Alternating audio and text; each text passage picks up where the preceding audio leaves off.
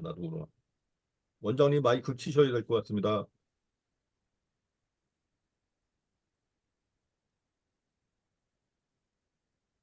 예, 음소거 제거하시면 됩니다. 음소거 왼쪽 아래.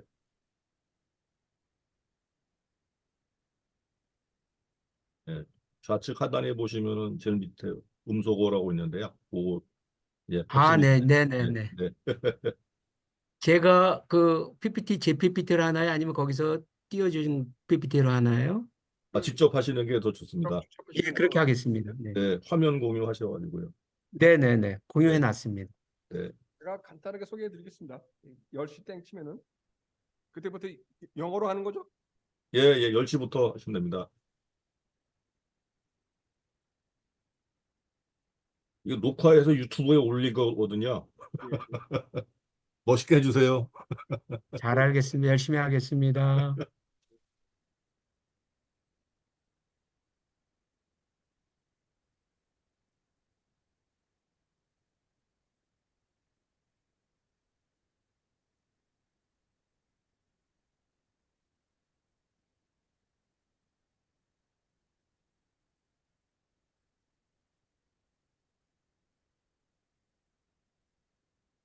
Oh, hello everyone. This is Jang-Sop Kim. I will be presenting the four people in this morning session. The common factor is all related to insurance. The first person is going to be Professor Sang-ho Kim from Gwangju Institute of Science and Technology in Korea, representing on reform of German statutory pension insurance. The Professor Sang-ho Kim shows that there have been various reforms performed, but still German public pension system is far from a satisfactory level. So here comes Professor Sang-ho Kim. Good morning, everyone. I'm Sang-ho Kim. Last year, I spent my sabbatical year in Germany. That's why I chose this topic today. And it's about the pension reforms in Germany after Second World War. And I will present today using the PowerPoint.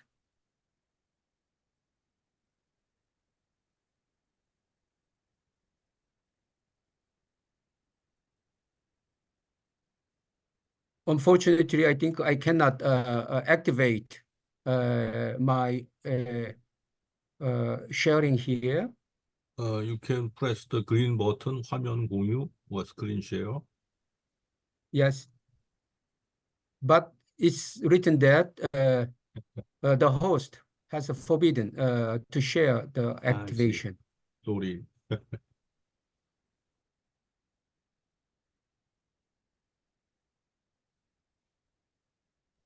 Yeah. Try again, please. Good. Okay, now. Okay, good. Yep, it works. So,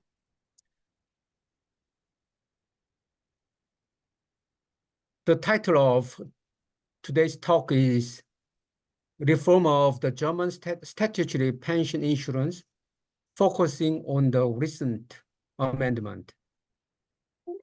And this slide shows table of contents. I classified the German pension reforms in 4 categories. First, stage is period of expansion. The second stage is period of modest reform. The third stage is period of structural reform. And the first stage is period of short-sighted approach. First, period of expansion. There was a pension reform in 1957. It's called in German große Pension, große Rentenreform, which means major pension reform in 1957. And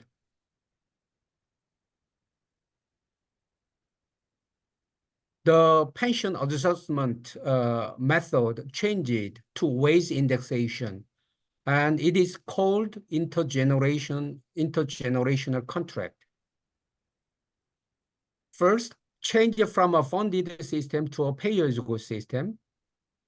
Germany has maintained the funded system since its introduction in 1889. After the Second World War, the capital base of pension insurance was largely destroyed. And as a result, the pension level was very low and the poverty in old age was widespread.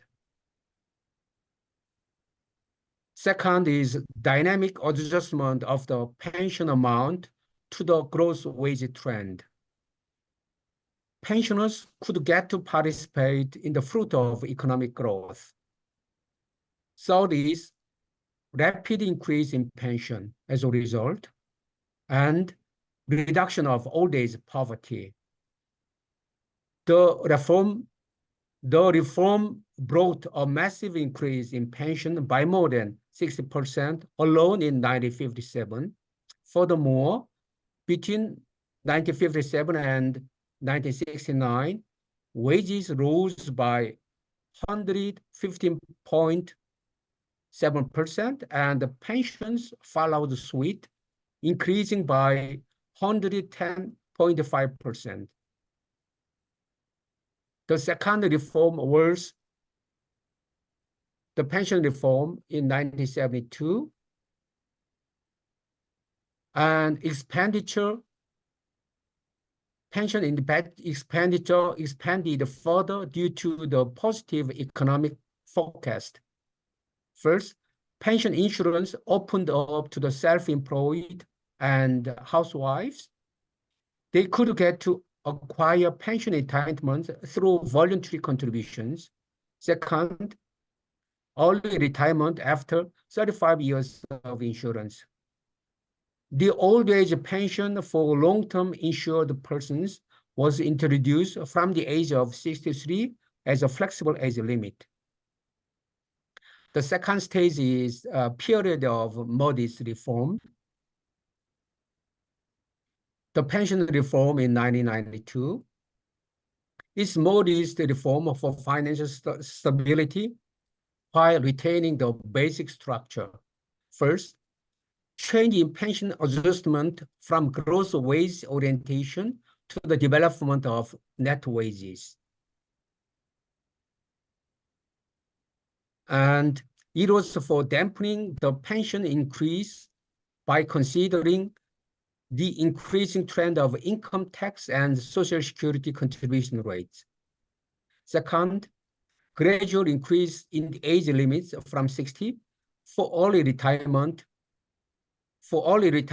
pension due to unemployment and for women, and 63 early retirement pension for long-term insured persons to the standard retirement age of 65.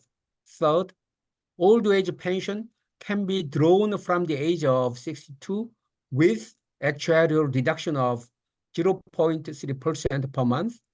This corresponds to a maximum pension reduction of 10.8%, while pension can increase by 0.5% for each month of late retirement. The third stage is period of structural reform. The pension reform in 2001 is a paradigm shift from pension level stabilization to contribution rate stabilization. It's a shifting toward a multi-pillar system. First, change of pension indexation formula from the development of average net remuneration to a modified growth adjustment.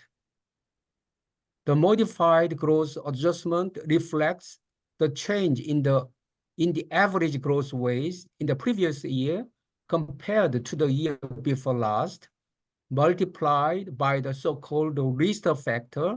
Risk is the name of German minister for Social Security.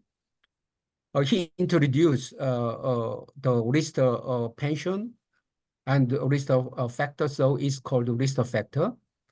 By the so-called risk factor, for the change in the statutory pension and the previous pension contribution rates. Pension increase was restricted by the increase in the statutory pension in insurance and the private pension contribution rates. Second, state-sponsored private funded pension provision is called risk pension, was created to partially compensate for the reduction in benefits of the statutory pension scheme. So it's called a paradigm shift. It's very important. It's a paradigm shift from pension level stabilization to the contribution stabilization. And German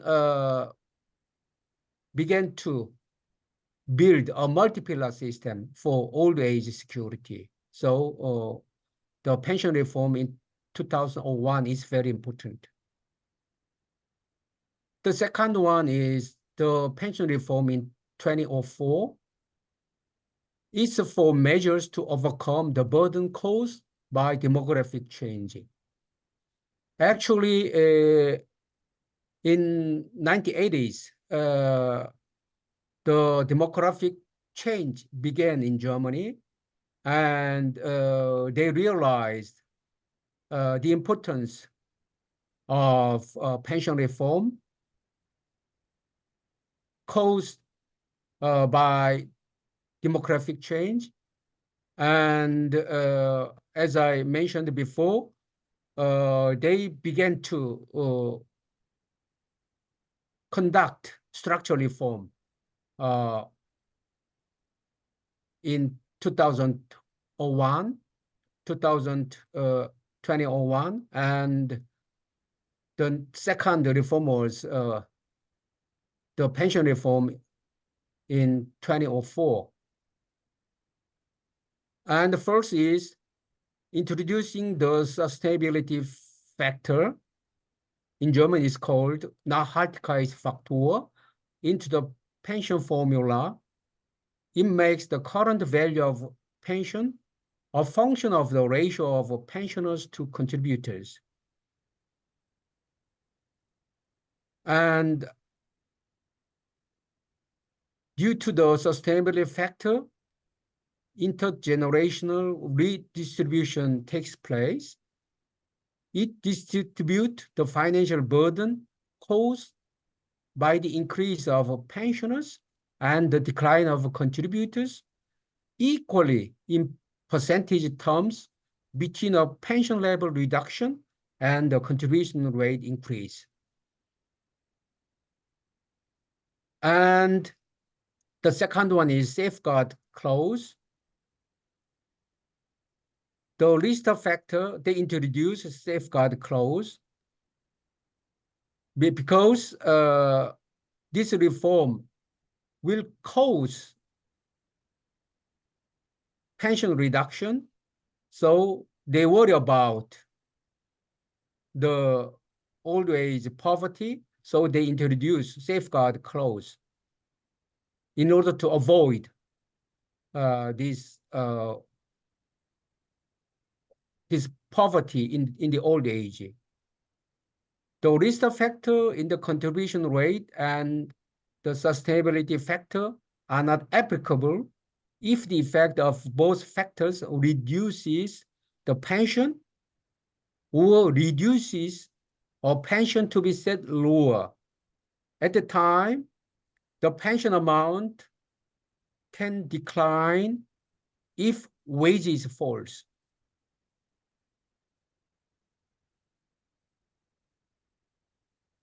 The third one is the pension reform in 2007.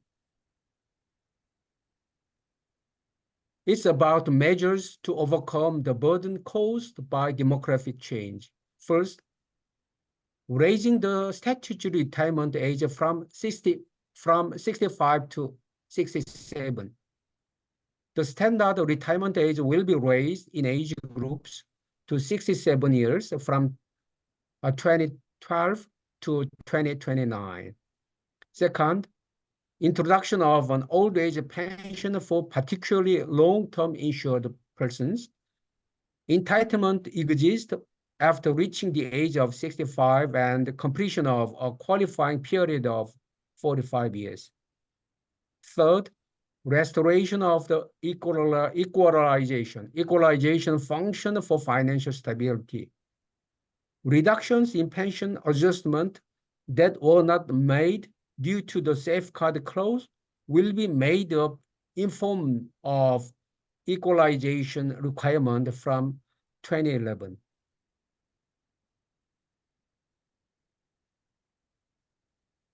The last period, the last stage is period of short-sighted approach, which happened recently. While we can see in the structural reform period, Germany made very constructive reforms for financial sustainability and financial stability. But recently, they made a short-sighted approach, and as a result, they made some mistakes. The first one is the recent amendment in 2014. Entitlement of the old age pension at the age of 63 was introduced. First, people born before 1953 can claim the old age pension without deductions for particularly long-term insured persons, namely 45 years, after the age of 63. For later birth cohorts, the required age increases in steps of 2 months to the age of 65.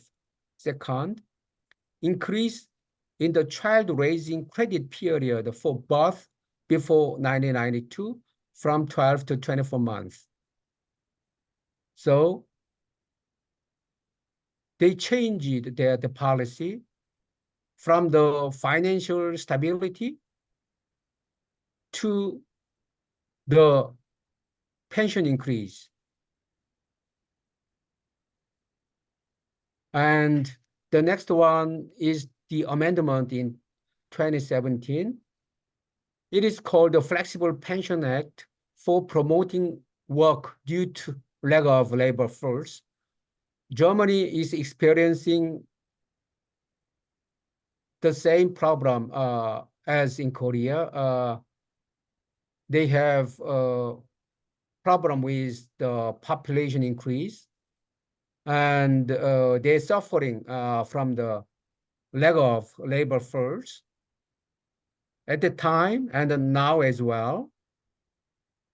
Well, in the street in Germany, you can see everywhere they try to find workers for the firms in restaurants everywhere in Germany now. And the first one is a promotion of part-time work for the early retired. Pensioners can earn additional 6,300 euros per year free of deductions. Earnings in excess of this amount are deducted from the pension at 40%. Second is promotion of work for only full old age pension recipients. Recipients of an early full old age pension can pay voluntary contributions for the pension increase until they reach the standard retirement age.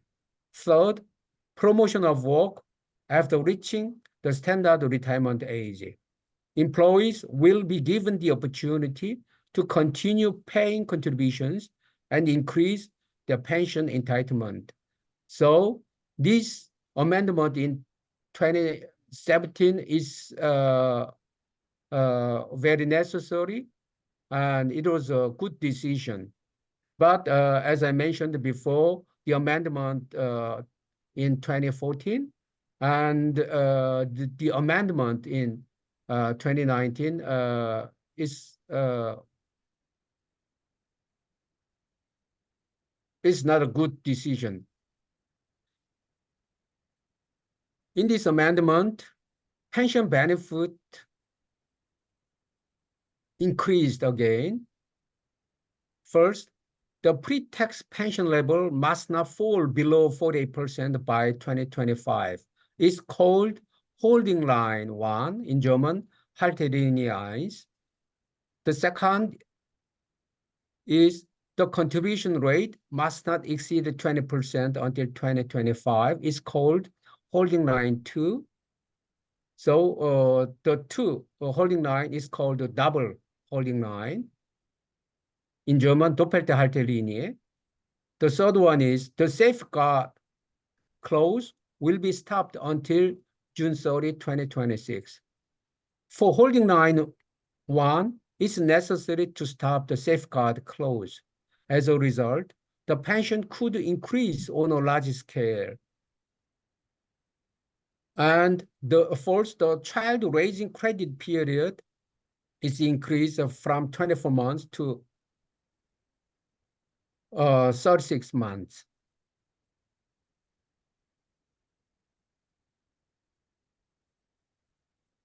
That is the last slide of my today's presentation. Policy implication. First, generally, only response to the challenge caused by demographic change is necessary. First, raising the statutory retirement age in advance in accordance with the expanding life expectancy. So in Korea, we are experiencing a rapid life expectancy. Not only in Korea, I think all over the world, all countries, they are experiencing increasing life expectancy.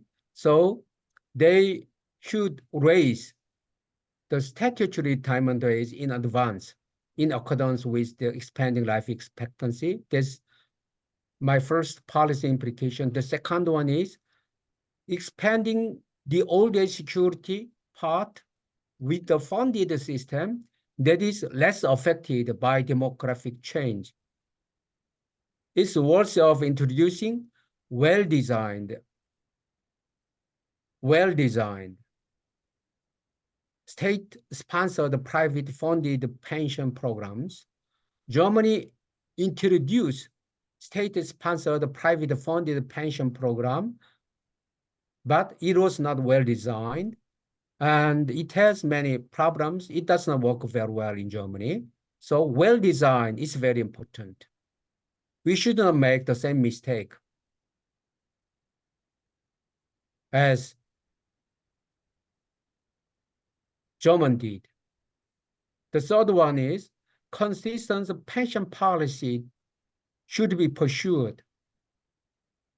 Short-sighted approach should not be taken. In Germany, in 2004, the safeguard clause was introduced, and in 2007, the safeguard clause was abandoned, and in 2019, the safeguard clause was reintroduced. It's not to understand. They changed the policy very quickly. The reason is the policy are short-sighted approach. It was a short-sighted approach. And during the fundamental reform period, their policy, they made decision for long-term financial sustainability. However, recently, they are making a short-sighted approach, and they are changing their policy depending on the very quickly, depending on the current financial situation. And as a result, they expanded the pension expenditures very rapidly. And I think this policy implication, they are very important for the countries. That's my last slide, and thank you very much for your attention. If you have any questions, I'd like to invite some questions. Thank you. Thanks, Professor Sang Kim. Does anybody has a question regarding his presentations? Okay, may I? Oh, sure. Sure. Okay. Because nobody may ask you a question, I'm just daring to ask one quick question. The German case, maybe they have some problem, as you said, a short-sighted problem, but according to my understanding and observation, German people are relatively very rational people to change the system with a long-term perspective. So most of the renovation or the innovation seems to be rational from my viewpoint. And nowadays, Korea also is facing a significant, very serious problem for pension reform, even monitored by controlled by the President of Korea, as one of the three reforms, including labor, pension, and education. So, Professor Kim, what do you think is a rational solution or the direction to change or reform Korean pension system, considering the German case? Thank you very much for the good question. I think, well, it's simple and it's easy to make a modest reform in Korea. It's easy and it's simple, but the problem is then we have to make another reform very soon. The alternative is a fundamental reform, like in Germany in 2001, 2004, and in 2007. It was a fundamental reform. And the fundamental reform was carried out to overcome the problems caused by demographic change. And in Korea, we have not only demographic problems, demographic change problems, but also the too high standard of pension benefit compared to the contribution. That is the basic problems. So our problem is more serious, I think, but people do not willing to take or solve this problem because we started with the funded system. That means we have still capital accumulated capitals. So theoretically, we can delay our problems. We can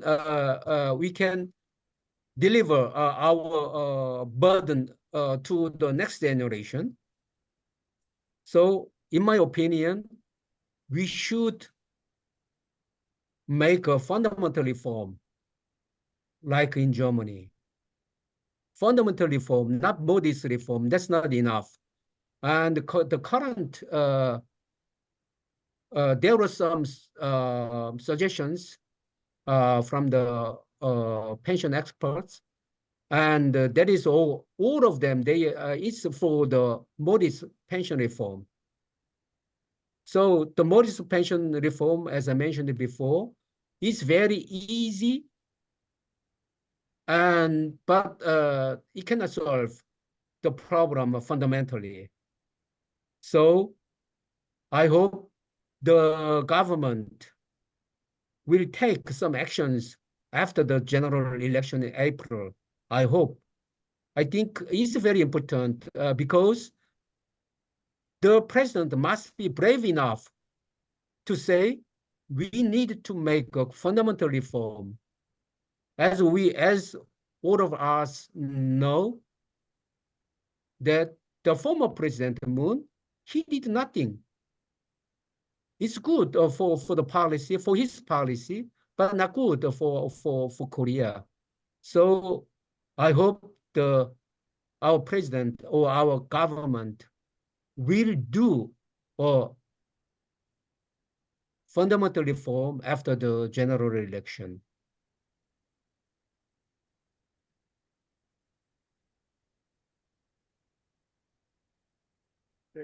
Hey, thanks for your nice answer. Thank you. So the next, the presentation is going to be done by me. So I will presenting on the U.S. Workers' comp insurance rating systems and its implications. Let me open my file. Just hold a second. Oh yeah, here.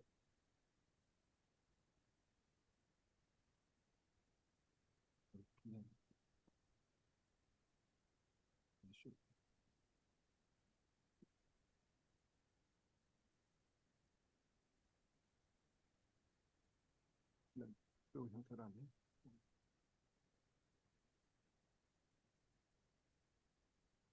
리턴 치고 이거 심드네. 엔터. Okay. The first, I'd like to introduce some the U.S. Workers insurance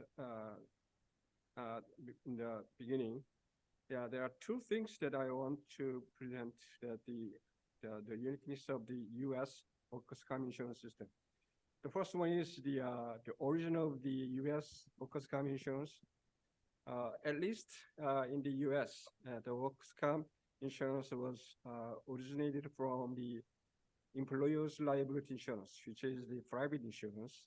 It's a little different from the most European countries, where they started as a social insurance. The ELI system was extremely costly process for injured workers in terms of the consumed times and efforts. But the winning chances in getting reasonable viewers at the court was quite minimal. As a result, to solve the suffering of those injured workers, it was replaced with workers' comp insurance to protect those injured people. But the injured workers has to give up the three defenses at the court if they still want to sue their employer. Those three are called assumption of risk, fellow workers' negligence, and the comparative liabilities. This assumption of risk means that the injured worker has to show that he didn't take any risk at all. His fellow workers do not have any negligence, and it's purely from the employer's liability issues. But still in the U.S., there's one state. 이게 더 좋은 것 같습니다. 이걸 마이크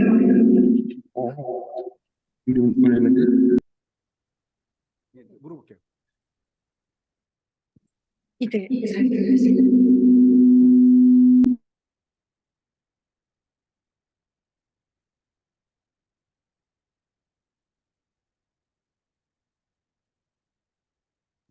네, 지금 다시고 말씀하시는. 혹시 이걸로 말하면 잘 들리시나요? 잠시만. 그 전에 안 들렸어요, 잘? 잘 안 들렸다. Yeah, 예. Yeah, much better now. It's okay now? Yeah, much yeah. better. Now better. Okay.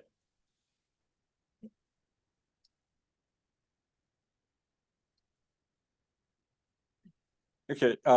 Still, there's in Texas, the injured workers can sue their employers without those three defenses, but no one does because it is extremely tough to do any suing without those three defenses. So it's kind of the phrase nobody uses now. Okay, the next second uniqueness of the U.S. system is that including the workers' commissioners, all insurance matters are state business, not the federal ones, though. So in order to cooperate in regulating and governing insurance-related issues, they are called the National Association of Insurance Commissioners. It's called NAIC. Due to this existence of this NAIC, insurance systems, including workers' commissioners in each state, are pretty similar. So there are not much of differences between the state. There are two unique features for workers' commissioners, which differentiating the other non-life insurance or property and liability insurance. The first one is that in each state, these workers' commissions can be operated by the state itself exclusively, or by the state and the private insurance company, and just by private insurance companies only. So there are three types of system existed in US. There are 5 states which monopolized by the state authorities. The state of Washington is the biggest one. And there are 13 states. They are both state and private insurance companies offer workers' commissions. The California and the New York are the most famous ones, which private and state workers' commissions. They both offer those workers' commissions. And the rest of states, there's only private insurance companies sells the workers' commissions coverages. So there's two things that are quite unique compared to other countries. The second one in the uniqueness of the workers' commissions is also that in US, to reflect each employer's past claim losses experience and the awareness of the industry state issue, safety issues, is very articulate and sophisticated the experience rating system, which modifies the manual rating system, utilizing so-called credibility theory. Because of this credibility theory, I did work for the Korean Workers' Commissions with Professor Sang-ho Kim of few projects on this Korea to reform the Korean workers' comp insurance rating, workers' comp the expense rating system. Okay, I'll go with this the U.S. Rating system. I would say there are 3 rating plans in U.S. They are like a manual rating plan, an experience rating plan, and retrospective rating plan. I'm not sure the other countries have this retrospective rating plan. I'll explain a little detail in the later. Manual rating plan is the common plan. I believe other countries has this manual rating plan. It's the plan applies to every workers' comp insured other than self-insured. Obviously, in US, there are most states, there are self-insured, you can insure by yourself in workers' comp. If they meet the certain conditions, Also, they can have the reinsurance for this workers' comp if they self-insured. The in manual rates plan, the rates are listed in the workers' comp manual by industry class for each state. And if you multiply this manual rate by the workers' comp exposures, this is basically the employee's salary, you can calculate manual premium. Yeah, this manual premium with some adjustments. It applies to small-sized employees which are expense constant or loss constant. It become the premium be paid by the small who is not qualified for expense rating. In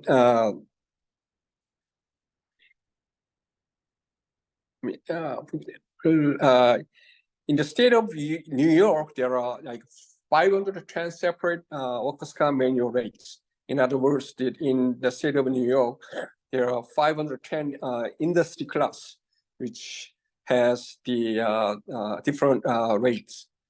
And the difference between the highest loss rate and the lowest loss rate is like about 2,900 times. There is differences between these loss rate. In the U.S., because of the antitrust law, these days they use it's called loss rate instead of the premium rate, and then using this loss rate, applying the expense ratio, they calculate their premium. Premium rate. So this is equivalent to the premium rate if I say loss rate. So it shows how the details the U.S. Industry class rate is. I think in Korea there's manual rate differences like only less than 20 or something like that. So Professor Jung is gonna show in his presentation. Okay, I expected in other states, the similar number of the workers' comp industry class rates and the rate differentials exist. So this even manual rate itself shows how articulate and sophisticated this workers' comp U.S. workers' comp insurance rating system is. And then the second one is experience rating plan. This is quite a unique system in U.S. which is this workers' comp experience rating plan is I would say the most sophisticated and distinguished experience rating plan compared to one used in other countries. Is, for example, like Korea. Actually, I and Professor Sang-ho Kim made some innovation reform on this experience rating back in I would say 2014, something like that. Professor the president, the former president was just, but in 2017 they give away that expert rating. They went back to the old versions, which does not uses any this credibility theory at all. The main feature of this plan is using the credibility theory, which tells how credible a certain employer's past workers' comp insurance claim loss experience. If a certain employer's past loss history is not credible at all, zero is assigned. And a certain employer's past experience is fully credible. It is his workers' comp insurance rate can be determined by using only his past loss history. One is assigned. Other than that, the credibility features number is just going to be between 0 and 1 is assigned. This size of credibility is depending on how large or big the employer's workplace is and how often the workers' comp claims occurs, as you call is loss frequency, and how big the workers' claim is, loss severity is. And there are two methods in calculating a credibility for certain data. In our cases, employees' past loss history. The one method uses the number of expected claims, which defines the satisfying full credibility, how many expected claim is required. And the other method uses the number of expected exposures and the K-value. So K-value is the mean of process variance over the variance of hypothetical mean, which is later verified by Professor Bühlmann in Germany. In Oskar, they use the second method, which defines credibility G is like N over N plus K, where the N is the expected exposures. These days, the formula is so developed and convoluted over the times. It's more than 100 years ago. It was like 1910s when this expense rating plan is first showed in US Oskar insurance system. It separates the claim even loss into primary losses and excess losses and applies different credibility figures. And this experience rating plan is the kinds of main rating system in the US. And the end result is this plan is calculating a modification factor, which applies to the manual premium and obtain the standard premium. So the each employer's experience is good, then he gets credit, and then his manual premium is discounted. But if the employer's loss experience is bad, then his debit is applied, then his standard premium is going to be bigger than manual premium. This standard premium is mostly final premium the most employers has to pay. And the third one is called retrospective rating plan, which applies to a little more decent size of employers. The typical rating plans in most countries applies, and even in Korea applies, is prospective in nature. And this means that the premium, the future premium or next year premium are determined by using past history of loss, exposures, and premium experience. But in the retrospective rating plan, the premium is determined after the policy period is expired. So it may take at least 3 years to final premium can be settled out, because the workers' comp claim ratio is typically long tail lines. I mean, it takes a little time to figure out how much the insurance company has to pay to injured workers, because there are many serious claims can occur. And before the policy gets started, a few parameters has to be agreed between the insurer and the insured. They are maximum premium and minimum premium multiples, expense ratios, and insurance charge factors, and insurance saving factors, and the duration of the premium adjustment period. The maximum premium multiple is how much the insured is willing to pay as a premium when loss expense gets bad during the policy period. Here, the starting premium is insured standard premium, which is obtained by the expense rating modification to the manual premium.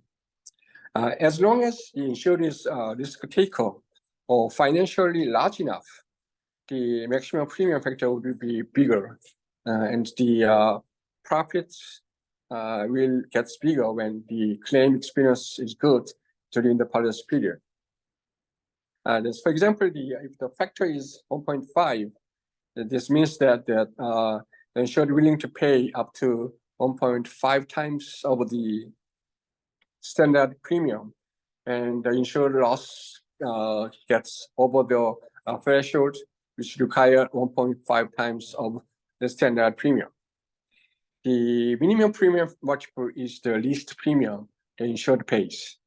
The insured saving factor is determined accordingly and applies as a credit factor to the expense ratio. The insured charge measures the amount of risk that the insured loss ratio gets over the threshold loss ratio for the maximum premium. Actually, which is come from the excess loss factor. This one, excess loss factor, how to calculate the excess loss factor is developed by the Singaporean fellow and professor. It was 1970. Now I think he whether retired or professor in Singapore. So he made a great contribution to the actuarial science to showing this excess loss factor, which uses in the workers' comp insurance as insurance charge. The expense ratio consists of the expense required for the insured to offer this plan and the normal profit and contingencies. In contingencies is kind of the profit, additional profit, the insured to pay his insurer for taking the insurance risk. The first premium adjustments occur right after the policy expires, considering the incurred loss and all predetermined parameters. Depending on the agreement, the adjustments get like 3 or 5 years because of this the long durations of the typical workers' comp claims right after the claim occurred. It doesn't sure how the insured has to pay his injured workers these workers' comp claims. That's why the workers' comp insurance is one of the long tail lines of business. It's tough to estimate the how much loss is going to occur. I mean, in the U.S., it's just quite famous that the underwriters can shift his job other insurance company before any claims occurred. That's why it shows that many times a lot of the U.S. insurance company has bankrupt by writing this workers' comp insurance. This is pretty tough lines for insurer. Since the final premium depends mainly on the actual incurred loss and policy period, it commands strong loss control features. That means that if the employer is willing to spend his money to invest the industry safety issues and then save and then make the safer workplaces, he is gonna take this retrospective rating plan to save his insurance premium. And so this has strong motivations for employers to pay the attention to industry safety measures. Actually, when I went back in Korea in early 2000, I introduced this retrospective rating plan in non-life insurance. One is I designed the Samsung electronic companies for their payments for their health insurance, and actually that is the origin of the so-called the actual loss payment insurance these days. Lots of people enjoy it these days in Korea. It looks like everybody knows what the actual loss payments insurance these days. Okay, the implications. I would say the workers' comp insurance U.S. is the originated from the private insurance ELI, and the premium in the most states is paid by employers. In some states, a small portion of the premium is paid by the employees, like Washington, state of Washington's. A small portion of the medical injury part is paid by employees. Because of this, the system itself is run very efficiently and reasonably similar to the other private insurance system. So it's almost like a private insurance system. It's not like a social insurance, or they'll share those costs, the all other people. And the end result is the class in the manual rating plan are so separated as detailed as possible that the rates are discernible, and the experience rating plan is so sophisticated, so that other than the experience rate actuaries, it is pretty tough to figure out what's going on in this experience rating system because of this the complication of the credibility theory is, because this is credibility theory is basically is from the statistics. In the classical credibility theory uses the classical statistics, but the modern credibility theory, which is the credibility is defined as exposures and number of exposures, and the K value is from the Bayesian statistics. So it's a little complicated. And they are really going to present that more details and this summer Laos conference on this credibility theories. If anybody interested in that credibility theories, you can listen to my presentation coming in summer. Okay, so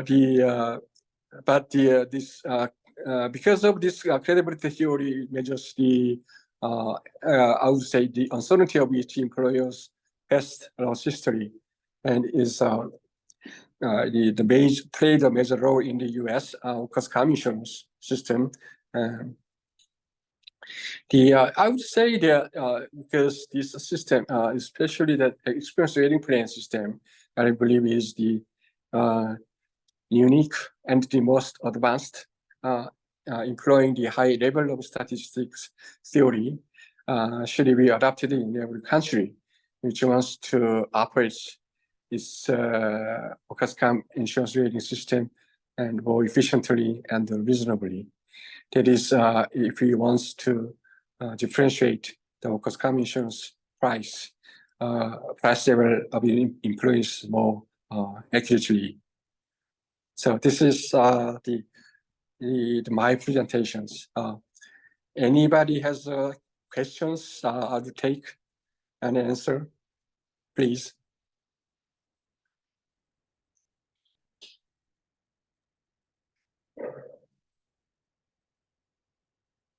Dr. Kim, I have a short question about the US system. In your implication, there is a saying that in some state, the employee also pay part of premium. For what? Why do they pay, although it's small portion, why the employee have to pay premium for the... Yeah, actually, that is kind of unique. I would say there are like 2 or 3 states. The employees pays those the workers' comp insurance. Example in the state of Washington, there are like the indemnity portion of premium, and then medical expense portion of premium. The part of the medical indemnity, medical expense premium, the state law regulates. State law says that a portion of it, half of it, it has to pay by employees. That is unique, but the you're asking why? I think that in certain point that I would say there is some might be in their injuries there are some responsibility from the workers. That's why probably the state law says that a portion of it has to pay by the employees. It's kind of unique that that I would say that it's just state law or state regulation says that they have to pay, and the workers agreed to pay. There's not many of the. It's also it's just state authority. Only five. I would say the 2 or 3 states with their state offer these workers' commissioners, their employees has to pay their portion of the premium. I see. Thank you.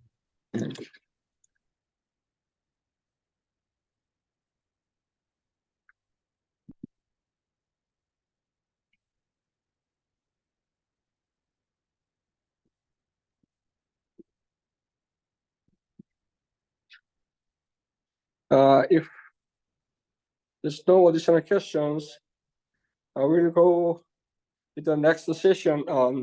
Professor Hongju Chung will present the recent Korean experience of workers' compensation insurance as a part of the social insurance system. Professor Hongju Chung emphasized the importance of the government leaderships. Professor Chung also mentioned issues on insufficient funding structure and the development of the benefit structure, funding mechanisms, and loss prevention activities. Here comes the Professor Hongju Chung. Okay, thank you, Dr. Kim, for your nice introduction.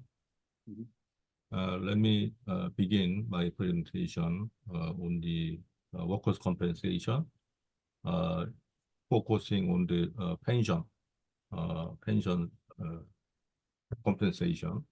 In that sense, my presentation is strongly related to Professor Sang-Ho Kim's presentation in some sense, and is covering the pension issues. And then this presentation also related to Dr. Kim presentation also, because it's about the workers' compensation system in Korea. Okay. The title of my presentation is How to Develop a Sound Social Insurance System, the Importance of Government Leadership, focusing on Korean experience of workers' compensation insurance. This presentation is based upon my former research project sponsored by the Ministry of Employment and Labor. And actually, this paper, this presentation is not so academical, but the policy-oriented research. Okay. My presentation covers 3 issues about the Korean workers' compensation system. There are 3 important stakeholders in Korean workers' compensation system: employees, employers, and government, the Ministry of Ministry of Labor and Employment. For the employees, the issue is that they are overcompensated. They get too much benefit. As the Professor Kim Sang-ho explained, the overcompensation may end up with the financial instability or the unsustainability. So, because of this overcompensation problem, in case of Korea, the expected value of future claim of the employees is a lot higher than global average or global standard. That means the Korean employees, in case of the occupational injury or illness, they are overcompensated compared with other countries, the standard or the standard compensation package. Number two, in case of employers, they have to pay premium to cover the loss or damage of the employees, but they do not pay as much as they have to. So that means insurance premium of Korean workers' compensation insurance is much lower than expected value of future claim. In case of the workers' compensation insurance, future claims may be short-term or long-term. There can be a short-term injury or disease, but it may cover lifetime handicap, lifetime disabled compensation. So the expected value of future claim should be much more than that next year's compensation or 2 years afterward. So some people, some employees after the workers' compensation accident may receive the compensation for lifetime, say 30 years, 40 years, sometimes 50, 60 years. So it should be enough to compensate for the older future claim. But at the moment, Korean insurance premium is a lot lower than expected value of future claim. That's second problem. And number three, government also has some problem with the over expansion or over expenditure.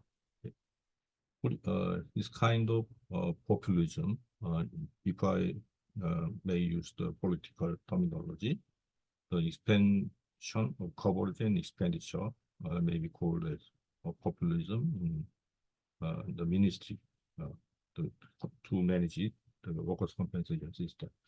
So we may say these three stakeholders all are involved in kind of moral hazard or agency problem. So I may dare to say it's a kind of triple moral hazard, triple agency problem. And normally, social insurance is called to be associated with the moral hazard problem, not adverse selection problem, but there can be a one single moral hazard problem or double moral hazard problem in medical insurance. But in case of Korean workers' compensation insurance, I may say it's a triple moral hazard case, which may take place in other countries as well. So dating back to 1964, which is the oldest social insurance in Korea, workers' compensation insurance have been growing in terms of coverage and the size of the volume of the insurance premium. Thanks to the expansion strategy of the Ministry of Employment and Labor for over 60 years, but it has insufficient funding issues, insufficient funding, and over compensated benefit structure. And recently, there is another aggravating problem of the over expenditure on the loss prevention activities. So underpayment, under premium, and overpayment, and the over expansion, maybe three kind of issues related to workers' compensation in Korea. Let me show you the problem in figure, so-called triple moral hazard problem.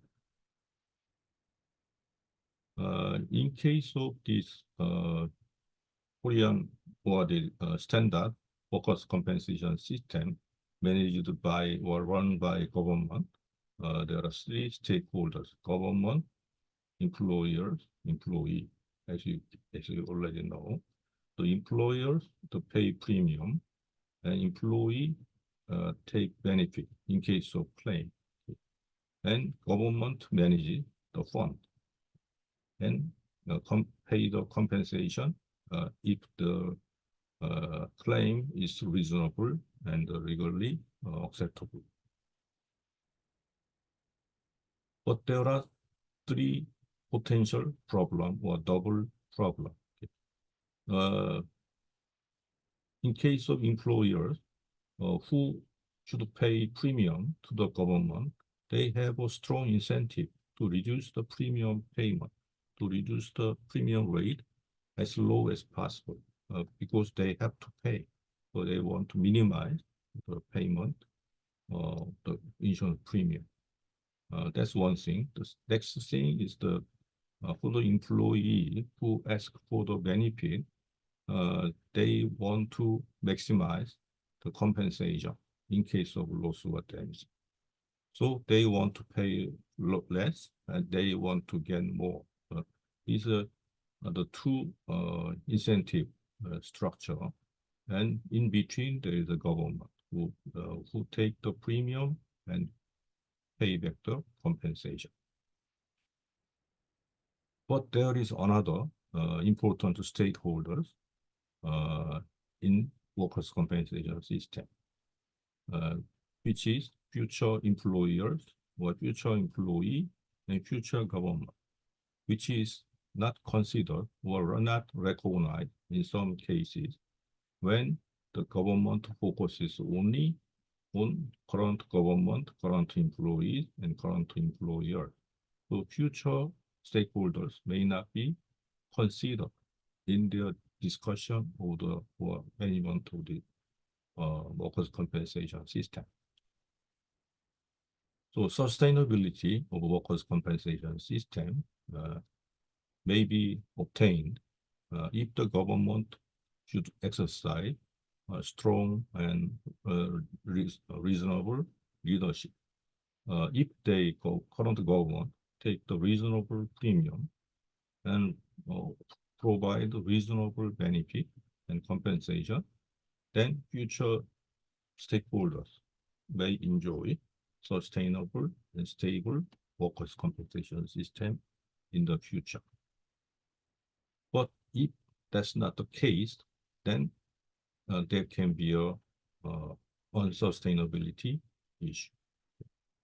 And even when the current government is spending more coverage or more expenditure, then problem can be worse. So financial instability of the workers' compensation can be read by lower premium and higher compensation, the wider coverage or expenditure. So the three kinds of moral hazard problem may lead to unstable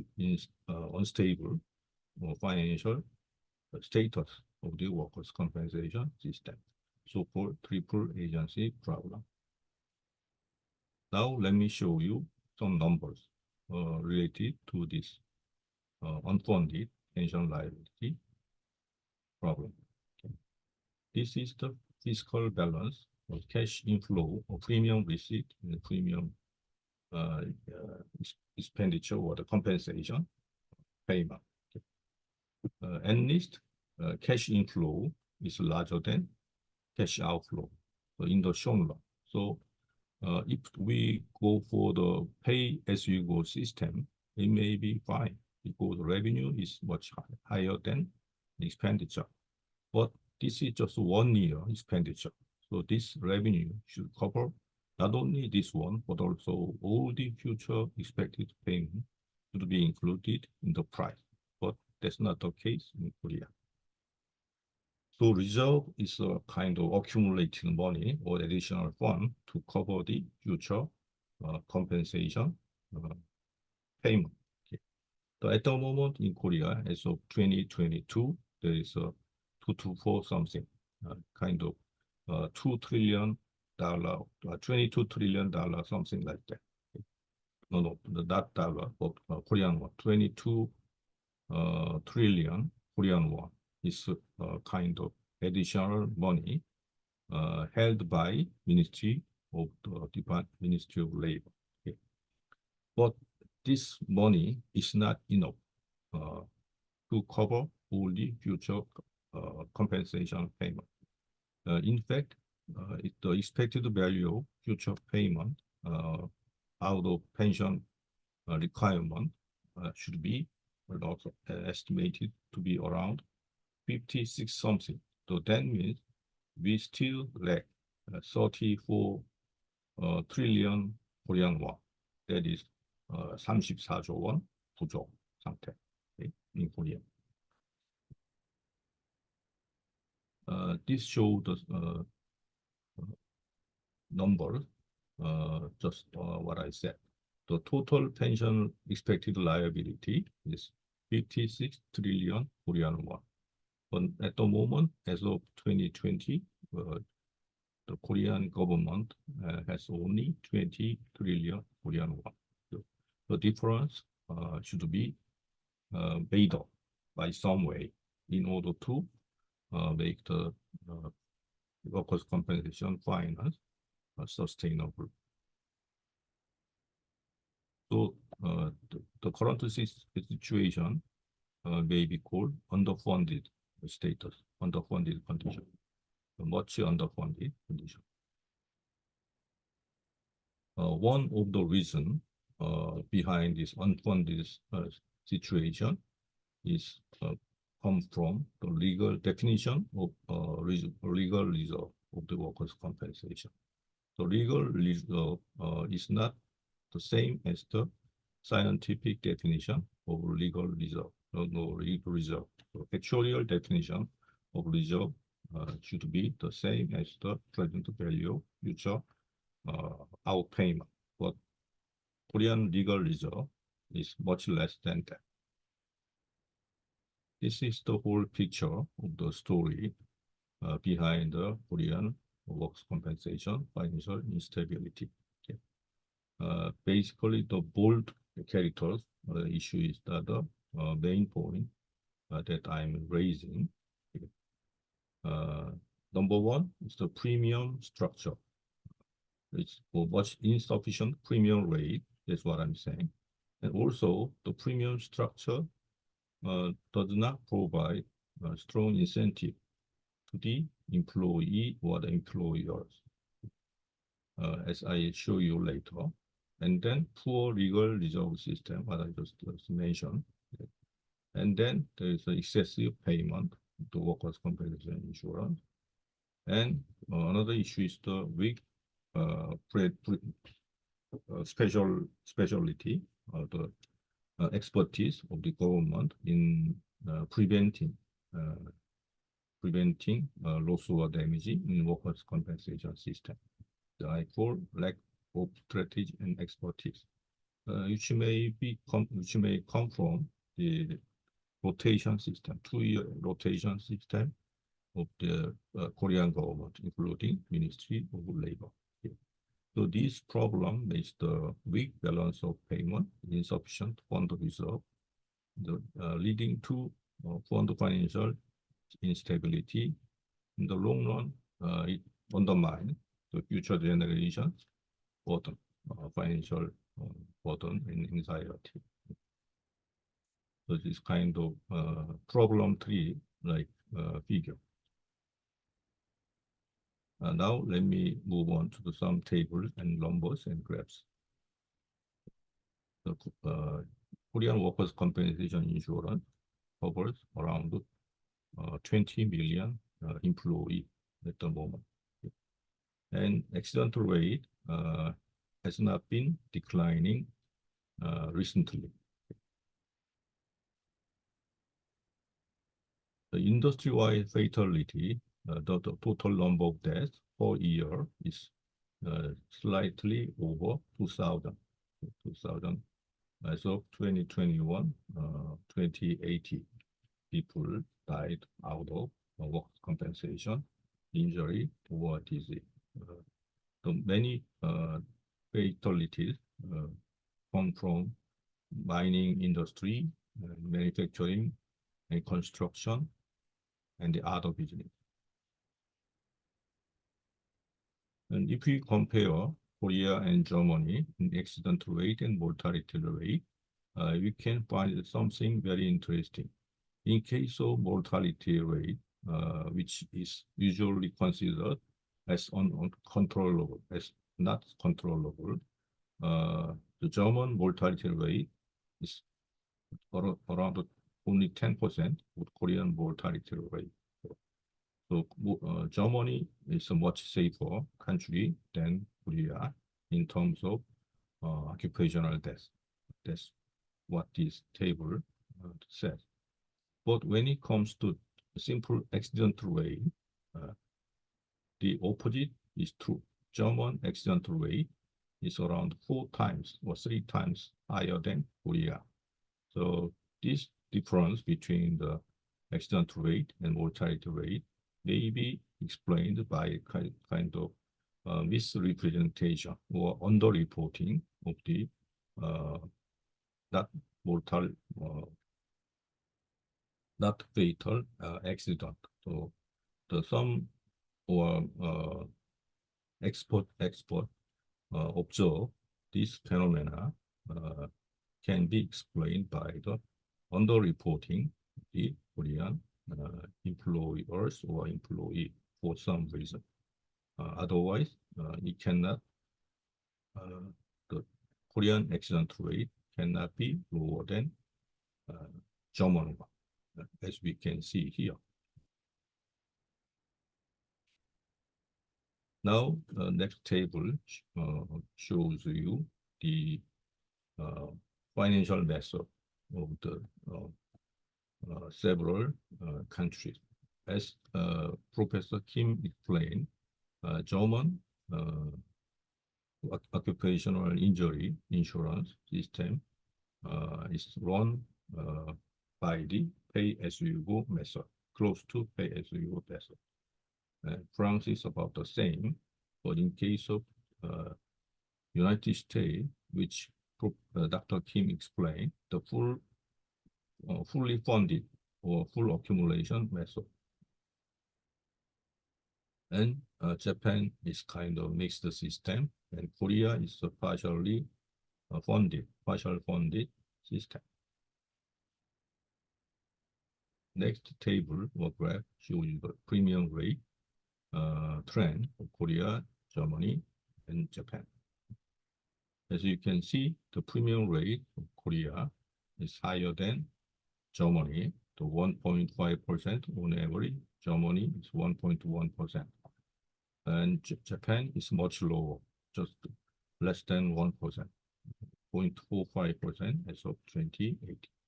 So Japan is a highly advanced country in terms of the occupational injury rate and the insurance premium rate.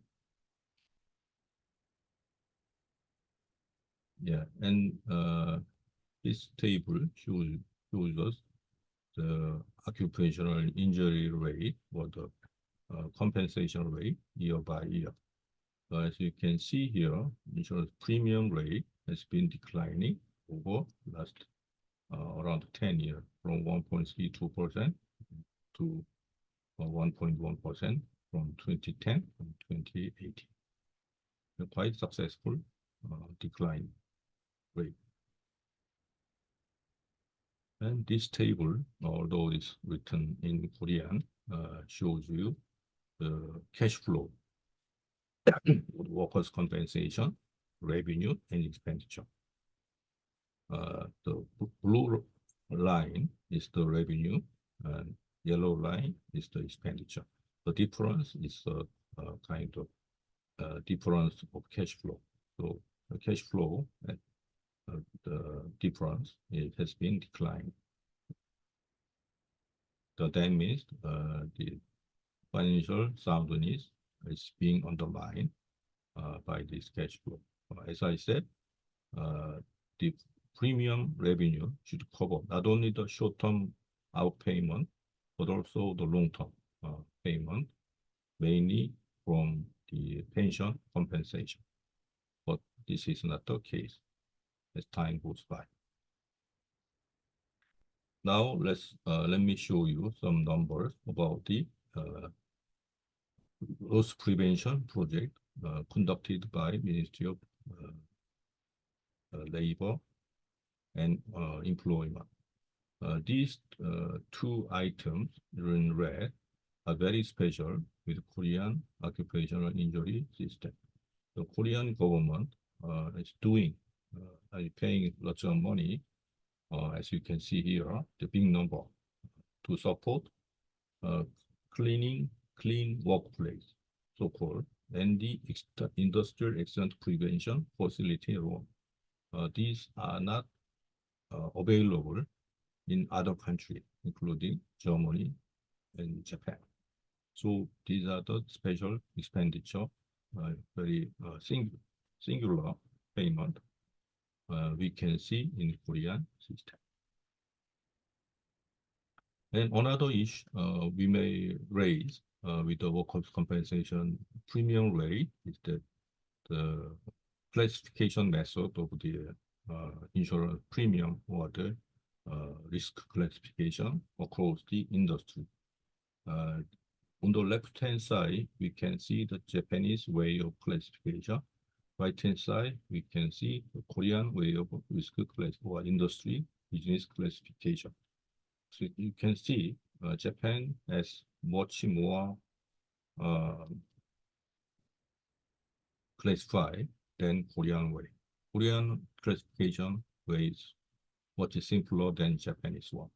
For instance, the mining sector, Korea has just 2 classifications, while Japan has 5 classifications. Construction, we have only 1 here, but Japan has 8 or 6 classifications. So more well classified system is available in Japan. And when it comes to manufacturing side, you can see about 8 to 10 different classification in Korea, while Japan is much more separated or the classified system.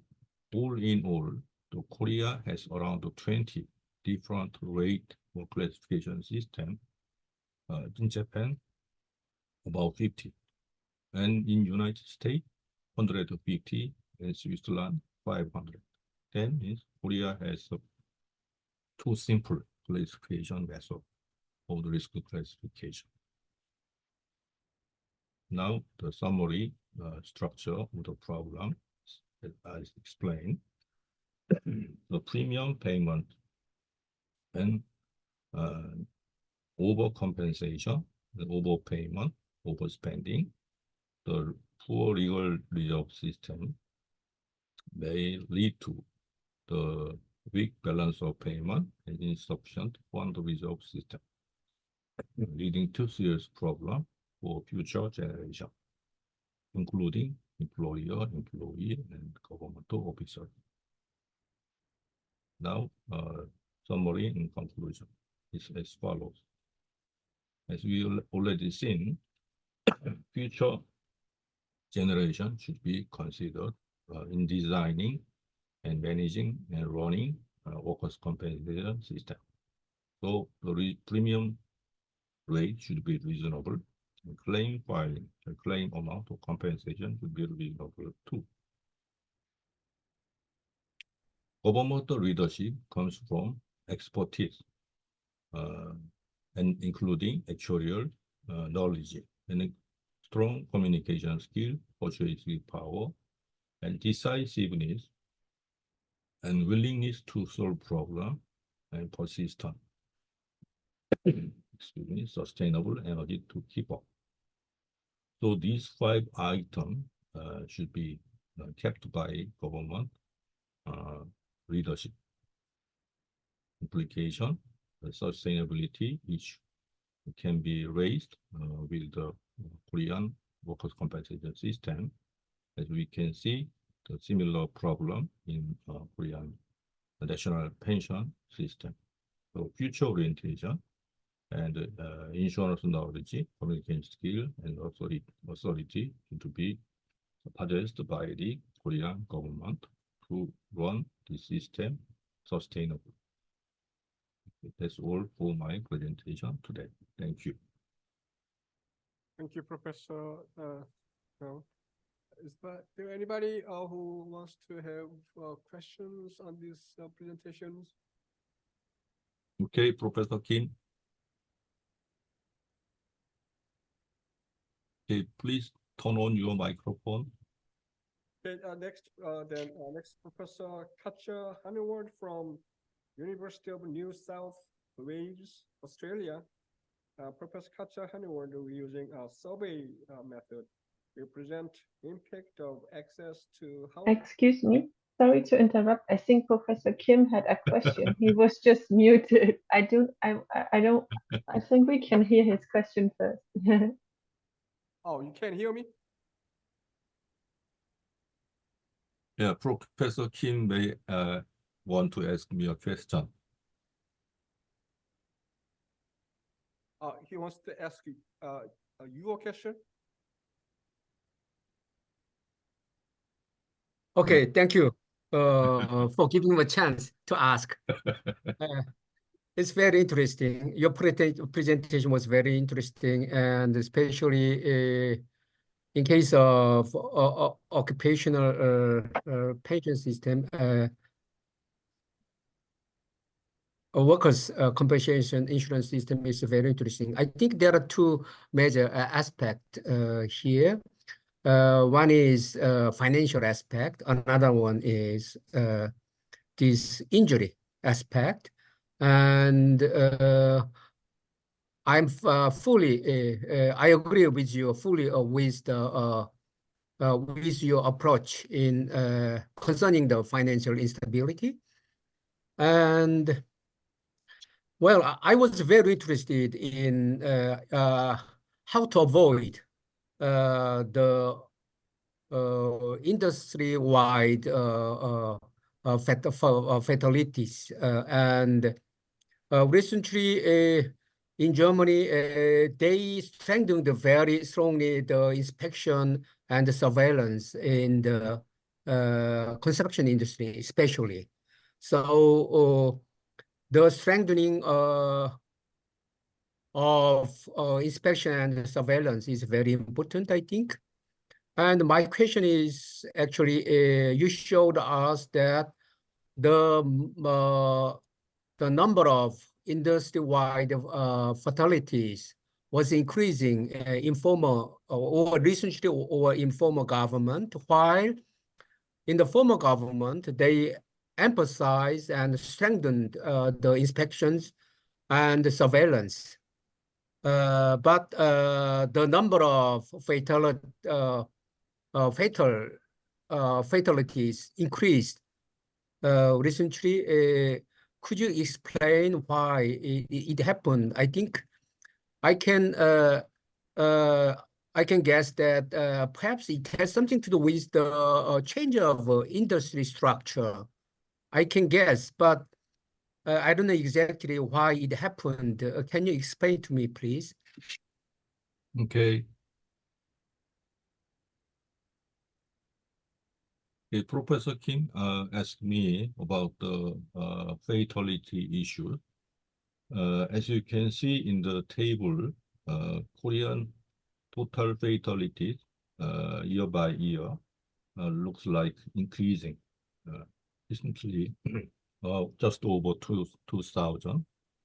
But according to the more detailed analysis, many come from mining industry, which is not accident, but disease. 성면, something like that. Okay. And then, as you said, there is some issues with the industry structure. The many accidents come from manufacturing and construction side. Korea heavily depends upon steel manufacturing and construction business inside and outside of Korea. And another issue is the aging. Many Korean old-aged people still work. The recent analysis shows that most of the accidents come from more than 60 years old people. About half or around 40% of the fatalities are related to the aged population. That's kind of more detailed analysis. But it's hard to analyze the causal effect of the fatality. So it should be more seriously investigated. Yeah, that's all I can explain or answer today. Professor, can I add one more on the Professor Kim's question on this the fatality increase issues? I would say that in Korea, the workers' comp even rating system is not designed as to prevent from the injuries occurs. In other words, the loss control issues or safety, industry safety issues. For example, in the US, they have a strong loss experience plan, which penalize those employers who's not concerning about their workers' safety. But the structure of Korean workers' comp insurance rating system does not have those tools at all. I would say that that's why the government has recently activated like regulations that they even physically penalize. I mean, they keep those the senior people in jail if there's any fatality occurs. So I would say that in Korea the workers' comp structure has to be dramatically changed to prevent for those fatality issues.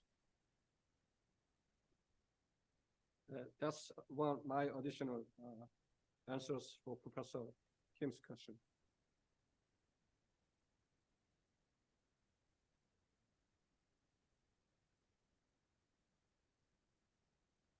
If there are any additional questions, then we will go with the Professor Katja Honeywood from Australia.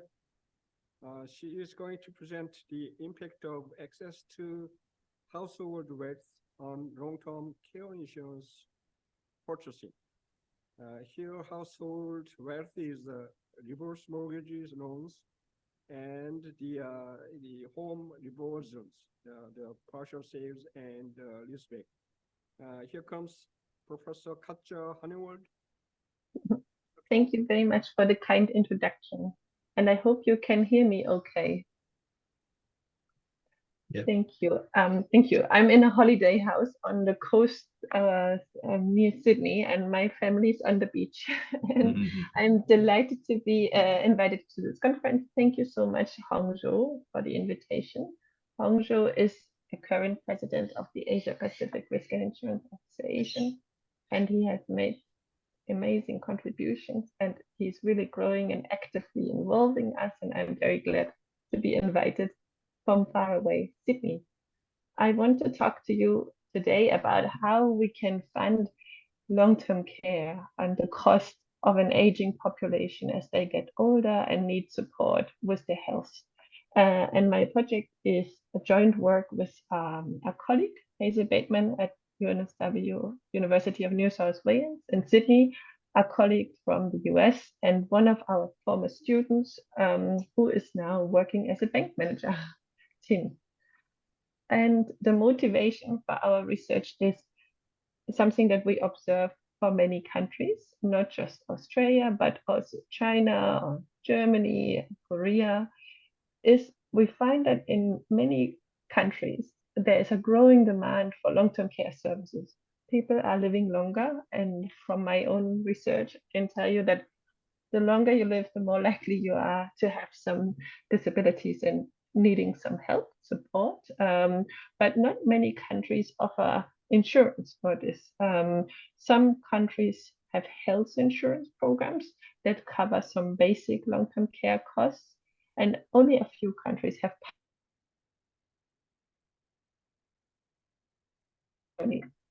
And there is private long-term care insurance in theory, but in many countries, the market is very small for private long-term care insurance, also because it is expensive. So as a result, individuals can face high costs when they incur aged care. It can be expensive to go into a nursing home. It can be expensive to have a carer in your house. So this is one observation that we see in many countries. At the same time, we often note that in many countries, older households have substantial savings in the form of housing, real estate, their own home. So in Australia, we know that housing wealth is the largest part of savings. So over our lifetime, many Australians have saved in the form of housing. And as they retire, they have this housing wealth, and it is very important because it's their home, but it's also their major asset. But it's illiquid and lumpy, and individuals have often a very strong attachment to their home, and they don't want to move away from their home or their community, and they like to age in place.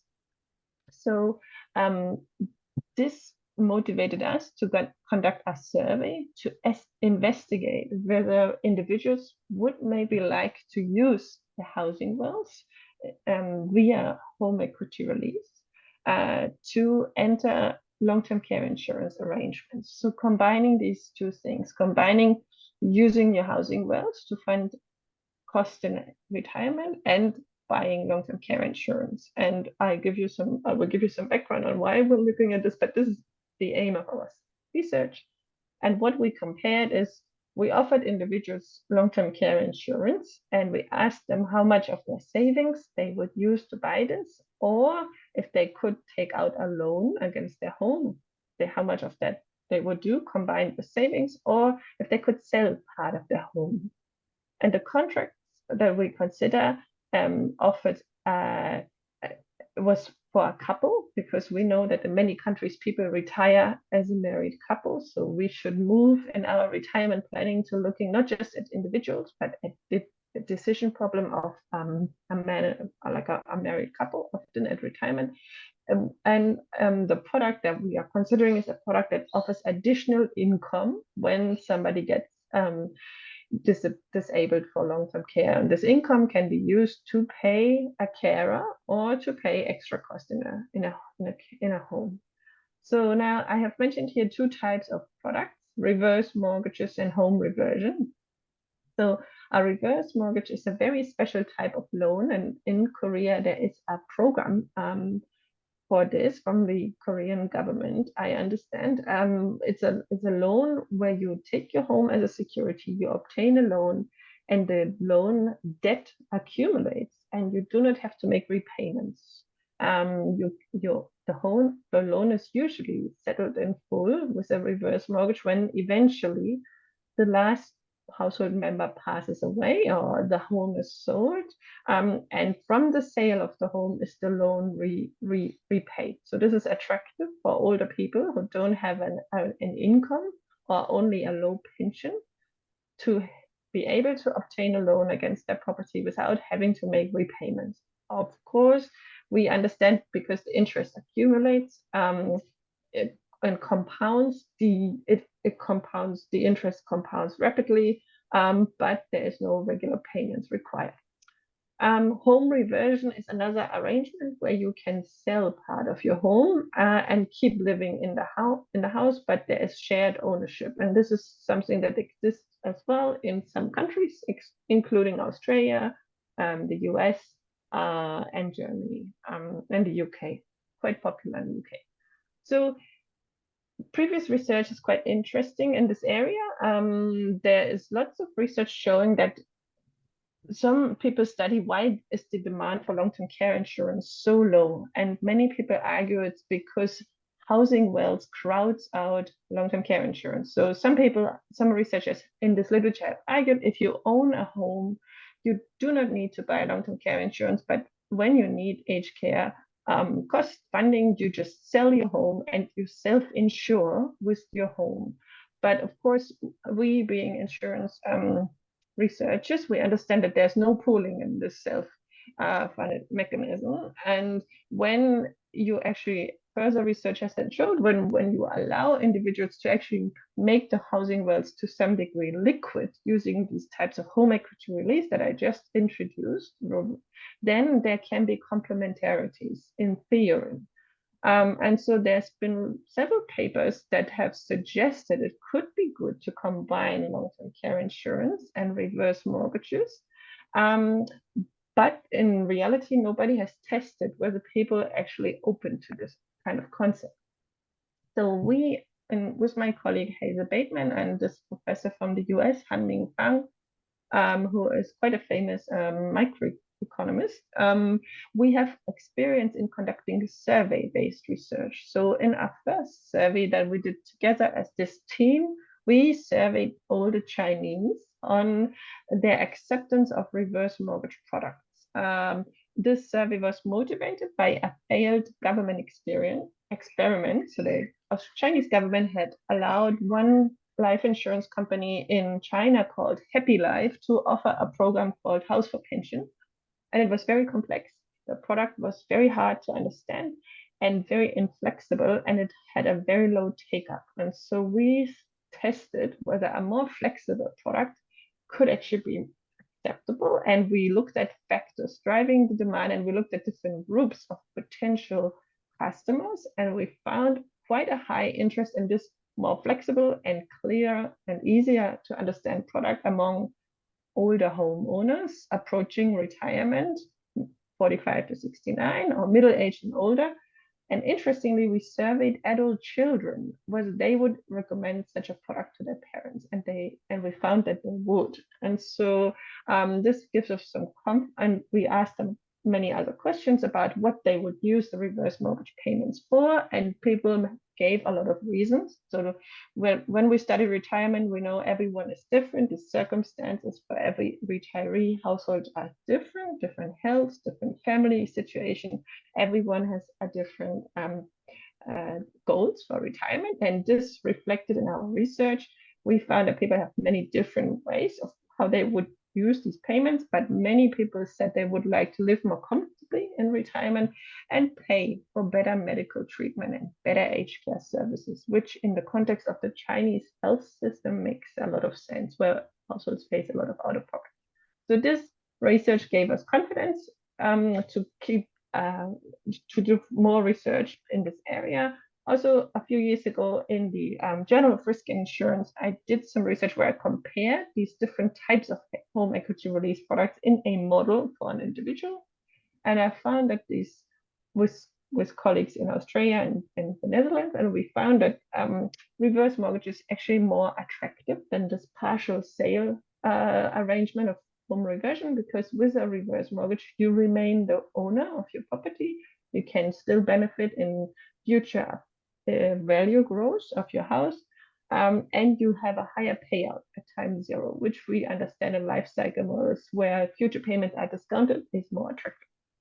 So in this project that we conducted and that I want to talk about today, we conducted a survey in China in 49 cities in China, split equally between tier 1 and tier 2 cities. And we asked people first some introductory questions about their wealth situation, family situation, and then we gave some choice tasks to work through a hypothetical decision problem. And we customized the survey to match their circumstances. So they were given a level of housing wealth and saving that were very close to the reported levels to make the situation as authentic as possible.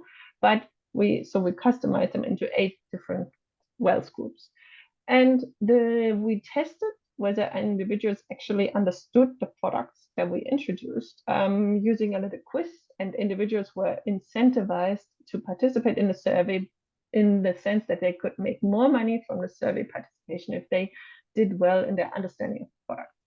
So we spent a lot of time developing information statements to explain the chances of needing long-term care and the related costs to individuals, because we know that people often don't have a good estimate of the chances of needing long-term care and what it would require. And then we asked them, we described these new products to them, and we didn't call them a reverse mortgage or home reversion. We just called it a long-term care income product to avoid any kind of perception or negative bias against those products. And then we gave them the choice task. We said, imagine you are, as a woman, 55, or a man 60. You imagine you're married, you have a spouse, you have some house and some savings, you have no other assets, and here comes an amazing product, which is the product we introduced to them. And we had done a lot of pre-testing in using focus groups on making sure that people understand this product. And then we gave them a case study of what could happen if they take out this product and they have aged care needs, and one of them passes away and their daughter wants to resettle the loan. And then this was the main page. Individuals had to use a slider to move a choice, to indicate their choice of how much savings they want to use to buy this long-term care insurance and how much of their housing wealth they want to use. And below the sliders, we had a very nice table showing them the outcomes of their decisions. So how much savings they would have left, how much income they would get, and how much housing wealth, and so on. So this was the main choice. And the results were quite interesting. So on average, individuals took 19 minutes to come in on median to complete our survey. They reported quite a good understanding, and we asked them, do you think you understood what was going on in the survey? And they many of the participants, most of the participants said it was completely clear or mostly clear to them. And we tested them in this quiz, and more than 17% had 80% correct answers, 51% more than. So people had a good understanding of the product and the decision problem, which is encouraging that they made reasonable choices. And this is the main picture. So we found that individuals had to do 3 tasks. And in the first task, they could buy this insurance only using their savings. And on average, individuals used about 5.2% of their savings, including housing wealth, to buy, of their financials, we measured total wealth as the sum of housing and savings. And when we allowed them just to use savings, they said gave us on average a number of savings that equated to 5.2% of their total wealth. But if we allowed them to, in task 2, to also use a reverse mortgage, the total demand for this long-term care insurance went up to 15.7%. And they used a substantial amount of housing wealth to fund this. So they reduced a bit the amount of savings to 4.8, but 10.9% of their total wealth, they were happy to use a loan against their home to buy more of this long-term care insurance. We also found that the demand for long-term care insurance increased when they could use this home reversion in task 3, but not as much. So overall, this picture shows us that when individuals can use housing wealth in our survey, they said they would buy more long-term care insurance instead of just having access to savings. And they used a mix of both. They used some of their savings and some of their housing wealth to buy this insurance. So it's a stated demand. It's an experiment, hypothetical situation where they indicate a choice for a hypothetical product. And we tested that these changes were significantly different. So we then conducted regression analysis to tease out the factors impacting the demand. So this is regressions of covariates that we collected for each individual on the level of long-term care insurance they chose. And so these regressions answer the question, which factors drive the demand for long-term care insurance in different scenarios? And we see, for example, that in the first task, where they had no access to housing wealth, people that had higher non-housing wealth, or higher savings, they bought more of this product, which makes sense. For household income, but the other task, this variable was not significant. And then we see, for example, that household income, those people with a higher household income had a lower demand for our product across all 3 tasks, which makes sense because our product is an income product. So if you have long-term care disability, you would get a higher monthly payment. If you already have a higher income, you perhaps don't need this product. Interestingly, for the demographic factors, we found that this is a survey in China, and people who had a daughter were less interested in these products in tasks 2 and 3, which indicates to us that these participants perhaps expected to rely on their daughter for long-term care instead of having to buy insurance. we find other factors that make sense. So people who thought they had a lower life expectancy and people who were smokers were less interested in the product because probably they anticipated they won't live that long to make good use of it. And we had a very strong factor for bequest.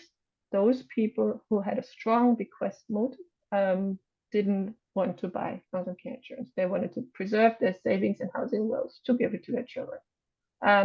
Trust was in insurers was important, and it was very highly significant whether people had a good understanding of the product and whether they had thought about how they will fund long-term care before taking our experiment, and whether they knew anything about long-term care insurance. So there's this large literature on financial literacy, and we had generic financial literacy questions, and they were not significant. But what I find in my research was more important than these generic financial literacy questions is whether a person has actually started thinking about long-term care and where they're going to live if they need aged care needs and so on, instead of just knowing about compounding and inflation and diversification. So there's important domain knowledge here. So in conclusion, ours is the first empirical study to test what the level of demand could be for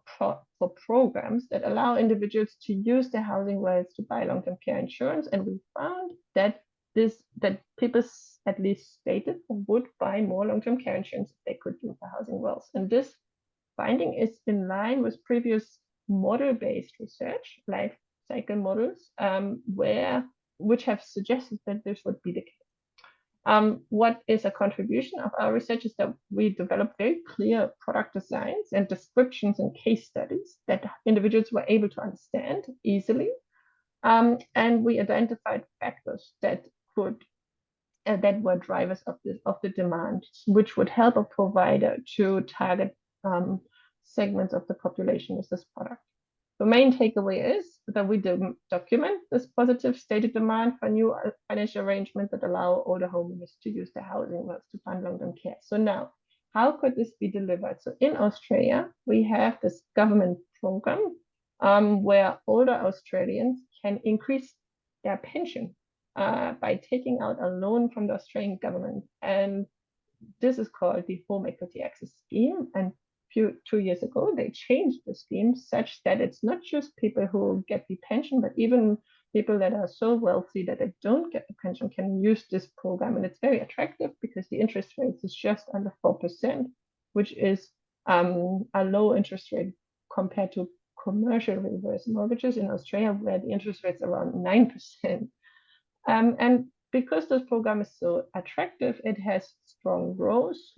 We see that several policy changes since 2019 have made this program more attractive with Australian retirees.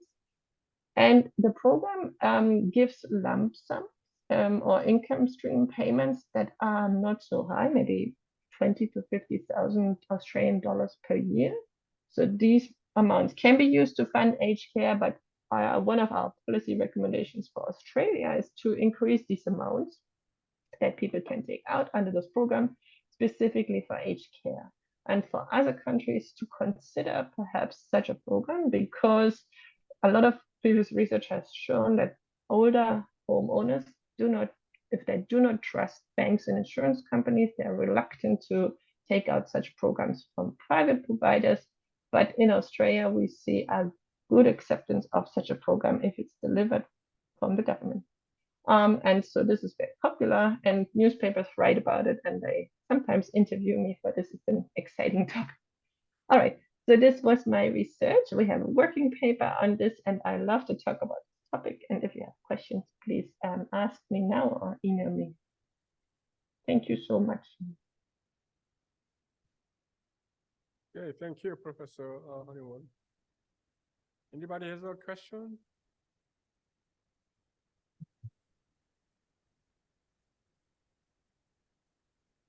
Yes, let me ask you a question. Katja, thank you so much for being with us. Although you should have gone with your family to the beach, you are spending time with us. Okay. Let me My question is about the interesting outcome of the daughter in China. They replace the demand of the long-term care insurance. Don't you see the significant effect with the son? With The the son. son is different from daughter in China. So yes, so there is traditionally in China, it's the family of the son is expected to care for the parents, and this often means it's the daughter-in-law caring for the parents. We did not find such an effect for son. We only found it for daughter. I have related research on the outcomes of care if the care is provided by a female or a male. So it seems to be that when you are an older woman and you are cared for by a female, it's more successful, and an older man, there can be some benefit if you're cared for by a male carer. So there's some benefit in the care quality. And perhaps if I had it with my own children, if I had a choice, I'd probably want my daughter to care for me rather than my son. But it's my personal opinion, and he's very small, so maybe he can improve. But it's a good question. Yeah. In Korea, there is a similar observation about the difference between daughter and son. The many parents, old age parents, likely to depend upon the daughter rather than son. So it's a general phenomenon. Yeah, I see. I think in China there was a long time preference for the families of the son to care for the parents, but now people have a smaller number of children. Sometimes many just have one child, and this preference seem to go a bit away, because if you don't have, when you just have one child, it's just one. Just have not much choice. Yeah. Okay, everybody, it's great appreciate the professors who presented this valuable contribution to this conference. Surprisingly, that we are over our morning session at exactly 12 o'clock. Enjoy your lunchtime. Thank you. Bye bye. Thank you. Enjoy your holiday too. Thank you. Okay, bye bye. Any comments, Professor Chung, want to make? Also, maybe we need to have a 1 hour break for lunch in Korean time and get back to you. Thank you so much, everybody, for being with us. Presentation, discussion, moderation, and the management and recording. Thank you, everybody. See you soon again. Okay, thank you. Okay, bye.